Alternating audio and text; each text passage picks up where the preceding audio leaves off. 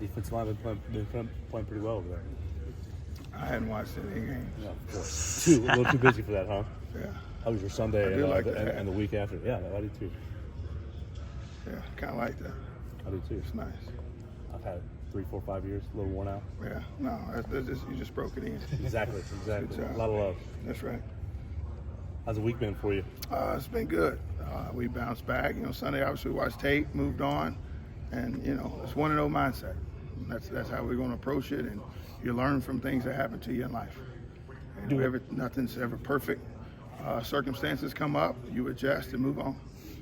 You do a lot of 1-0 while winning. What happens with the 1-0 mindset? Your mindset doesn't change. Whether you win or you get beat, really doesn't matter. You guys take the same approach. The 24-hour rule, you correct what you messed up, and you move forward. So some people say, well, you win. That's irrelevant. You have the same mindset regardless of circumstances. What did you see on film when you reviewed the tape? Obviously, we got things we got to get better in, and that's all positions. And the kids owned it. We owned it. We worked on it. We'll continue to strive to be the best team we can be. South Carolina's got 2 mobile quarterbacks, obviously kind of up in the air with Absolutely, tremendous athletes. They do a really good job. Obviously, Robert, we played against him last year when he was at Auburn. He has the ability to throw and run the ball. So we got our task set. But, again, focus on what our individual jobs are, all right, so we can go out and have a chance to be successful. Jehiem made his announcement earlier this week. Did you talk to him at all before he went public? I have not. I wish him obviously nothing but the best, he and his family. In life you have choices and decisions. He made a decision, and wish him nothing but the best. I know he didn't play last Saturday, but who do you anticipate to maybe step up into the role? It's just like I said previous weeks, we're trying to get everybody ready to play.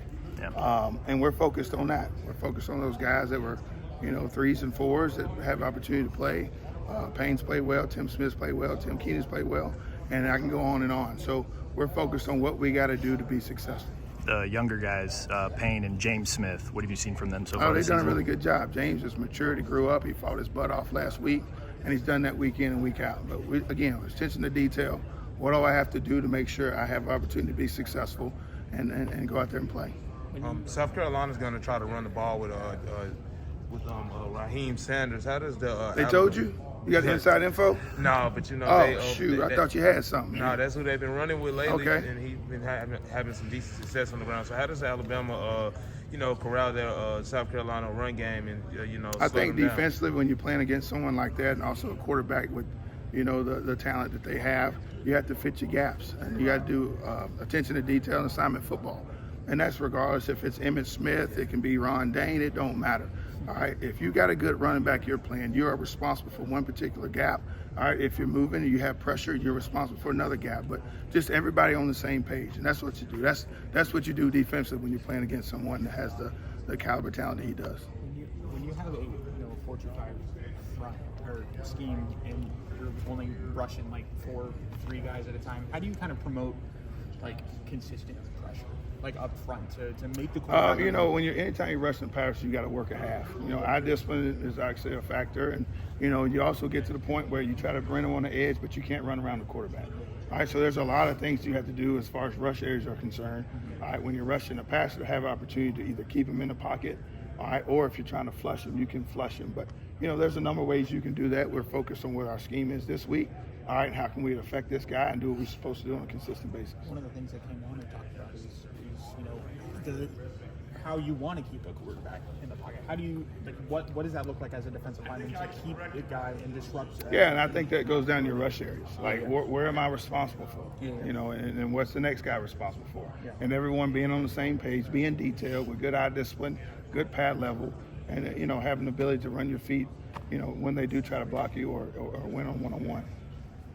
Have you seen any similarities between what Vanderbilt did and what South Carolina maybe wants to do? Yes, they obviously, both teams have SEC players. This is the SEC, and they're good players offensively. Usually when something hurts you in the week before, they come back and you'll see it again until you obviously have the ability to stop it. But, again, they had good running backs, good quarterbacks, so it's all the same. It's going to be week in and week out in this league.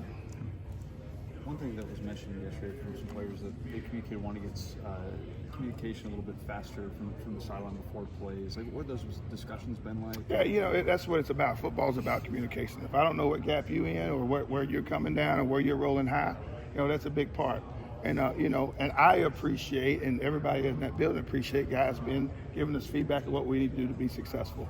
So we've taken steps to fix that, and we'll do what we have to do to give us the opportunity to win the ball game. Sorry if you've been asked already, but what are the coaching points for your defensive line just after the last game and just going forward? As in, what do you mean? Like, are we in a different scheme?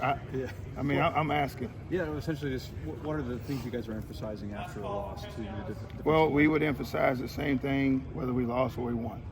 All right, did we play to a certain standard? Did we control our gaps? Did we play with a good pad level? Did we play with our hands? Did we play with good eye discipline? That regardless of circumstance or the situation, those are the things that you have to do day in and day out, all right, to be successful playing that position.